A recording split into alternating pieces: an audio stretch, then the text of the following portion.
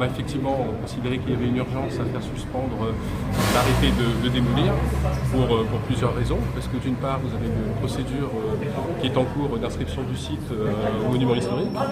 D'autre part, il y a un principe juridique qui est que lorsque vous accordez un permis de construire ou un permis de démolir, le début d'exécution des travaux rend les choses irréversibles en quelque sorte, et il fallait justement pour éviter cela faire un référé suspension. Et puis la dernière raison, c'est qu'il est bien possible qu'avec la rentrée du bâtiment, la SHLMR commence à procéder aux travaux. Donc si nous pouvons obtenir ce qu'on espère, une suspension, on pourra empêcher cela.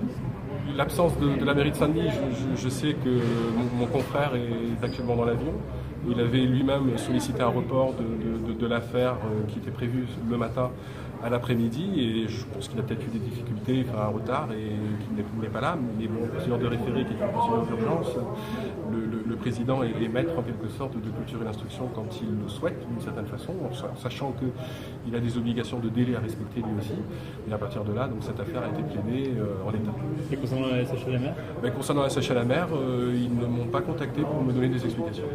L'annulation reste possible, mais si nous n'obtenons pas la suspension, nous aurons comme entre guillemets une espèce de tâche sur notre copie et un doute quant à la possibilité d'une annulation. Mais les juridictions sont indépendantes. Là, le juge des référés statue seul, et donc il statue sur le doute, le cas échéant qu'il pourrait avoir. Si jamais la décision ne nous est pas favorable, on se battra encore plus sur le fond pour apporter des arguments supplémentaires et l'emporter sur ce qui finalement est l'essentiel, le fond de ce dossier.